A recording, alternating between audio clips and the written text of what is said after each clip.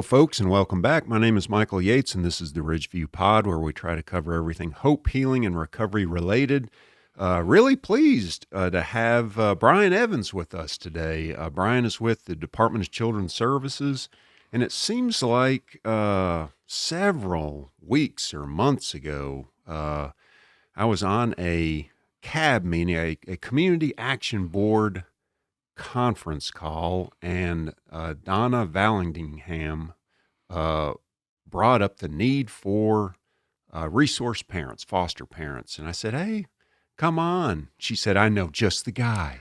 Let me have Bryan help out with that. So glad you're here, Bryan. So how long have you been with the department, and where are you, what territory do you cover? Well, I've been with the department for closing in on 15 years. I've only been in my current position as the team leader for East foster parent support for about 3 months now.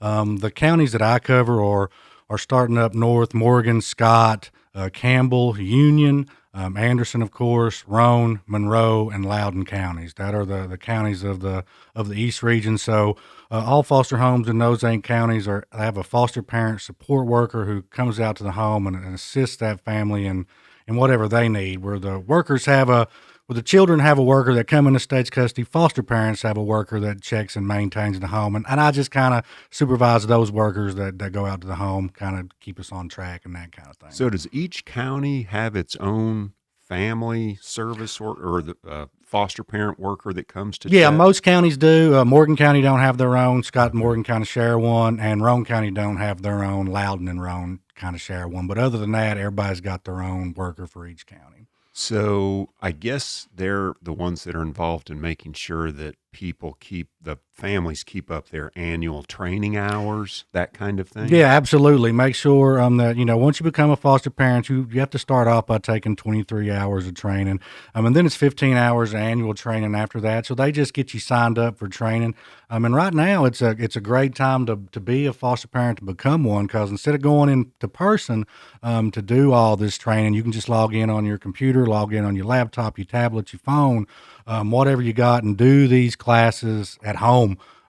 Just as long as you're able to set up and pay attention, you can do them wherever you're at. So now's the time to get those classes over with, I think. And you can get the annual training hours in the same way, online. So everything is virtual. It's virtual right now. Now they are going to offer some in-person offerings coming up soon as everything starts to clear up. But I don't think it'll ever be fully in person again. Things have changed the last couple of years, so I think there'll always be that online offering. Yeah, I think you're right. Hybrid world is here to stay. Absolutely, just like cars.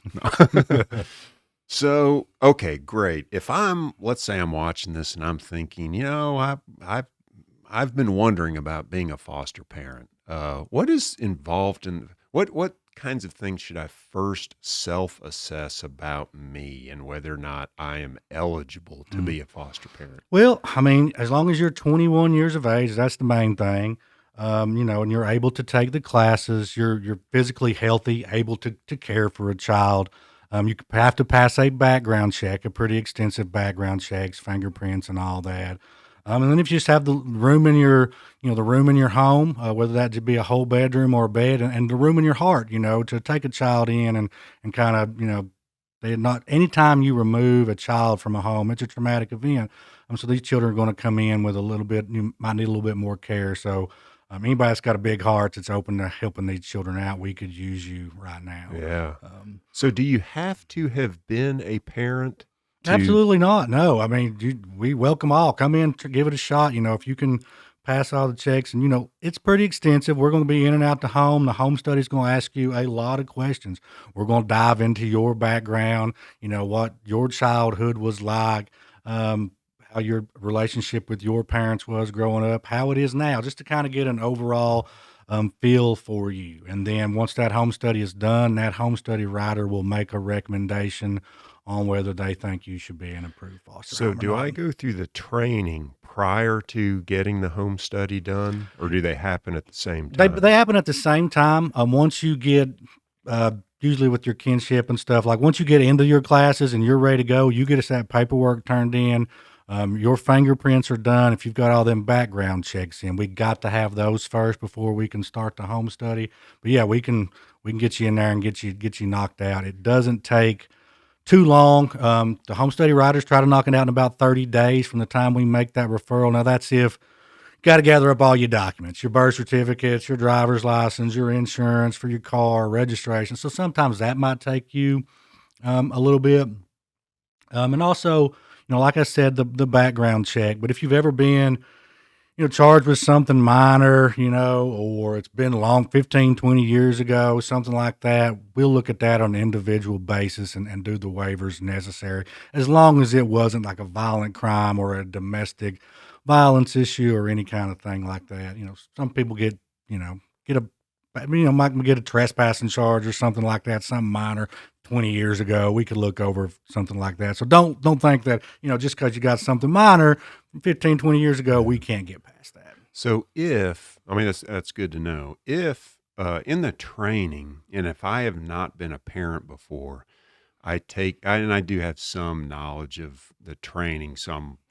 I think it's important that we get this out there. Part of the training is involved in helping people understand what sort of circumstances kids have gone through that have led to them being in foster care in the first place, right? Absolutely.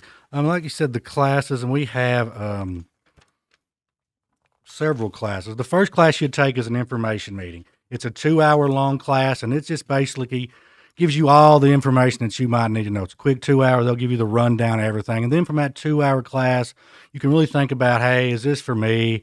Or if you got other questions, it connects you with everybody. And then you do have a few other classes like navigating the child welfare system. That's, normal parenting. You don't have to do that, exploring the impact of trauma like we talked, so how to deal with those children that have trauma.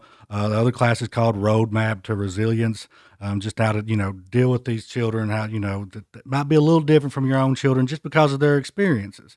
Rerouting trauma behaviors, how to properly deal with the behaviors that you're seeing, and that kind of thing. So you get those classes, and then you get a medication administration class and a CPR class. But those other 4 classes, that's 12 total hours of those classes, and that really dives deep into like how to be a parent to these kids. Because I have a child of my own, and I know it's not anything like what you're dealing with here. So you don't have to be your own parent, as long as you've got that will and are willing to follow DCS's policies and our guidelines and continue to. We offer classes year round. So if there is a child you get in your home and a certain issue comes up, then we probably have a class or seminar or something coming up that we can put you in or help you get the information you need to succeed. It's been several years since I've really been closely working with the public child welfare system, but it seemed like there's also an emphasis around shared parenting because the goal is always reunification first. So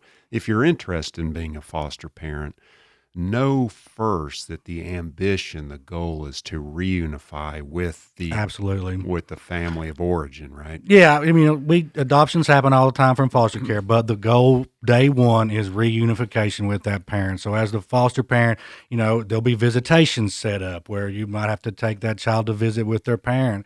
So having that relationship and being able to maintain with the parents and the child, because you got to think you're not in this for yourself, you're in this for the child and for the family, and to make that child's life situation better. So if he can have a better relationship with the parent, then that's the goal, is to help that parent kind of get to where they need to be and be guidance, lead by example to that parent. If the parent can reach out to you and ask for questions, even when the child has gone home or on a trial home visit, that's extra support for that family. That, the more support you got, the better your chances of success are. Yeah, no, good point.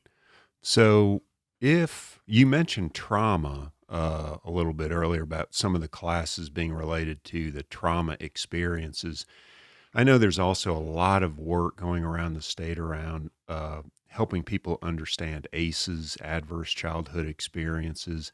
I suspect that with toxic stress exposure that a lot of the kids may have from their caregivers, there's probably a lot of training that's involved in that as well. Is that Yeah, there's all kinds of training in that. I just printed off a list of training the other day, and it was like 12 pages on a yeah, spreadsheet of all the trainings we yeah, offer. So you can get it a variety of ways.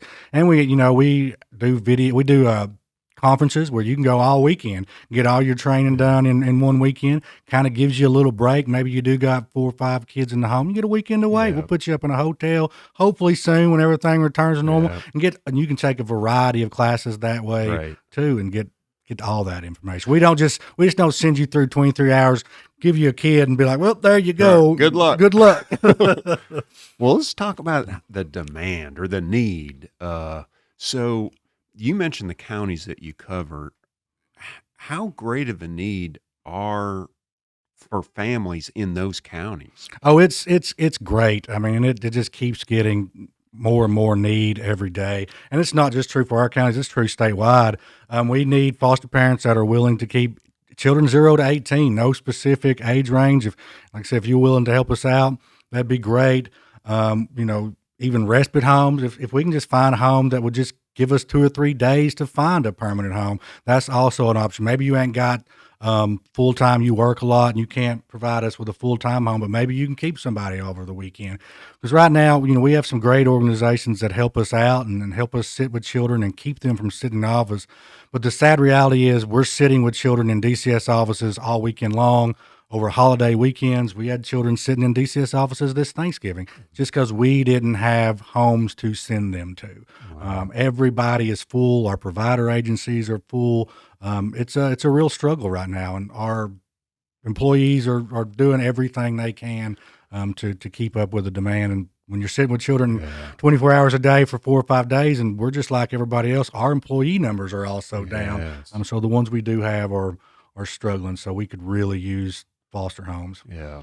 No, that's man, what a sad commentary that kids have to go through spending nights in offices. So, if is it also likely that if let's say I'm a child in Morgan County, I could end up with a family in Sevierville because of the where a family is available. So Absolutely. now I'm taken out of my school system and other things. So trying to keep kids locally connected is Mhm. important and why homes are needed in all counties. Yeah. Well, I hope elevating the awareness out into the community helps through this venue and format. What's the best way for people to follow up? Is it an online application or do they call a number? Yeah, the best way to follow up would be online. You can go. There's 2 websites you can go to. You can go to tnfostershope.tn.gov. And what you do there is you just fill out an inquiry. It sends it to central office, then they'll send it back to me. And then one of our workers will reach out to you and just kind of see where you're at with things and get you signed up for the classes and just be a support for you. You can also do that at tn.gov/DCS. Just look for I want to be a foster parent, and that inquiry sheet will bring up. And it also give you the resources that you can look through on that webpage, as well as the classes, the information meeting. All the information is on that class.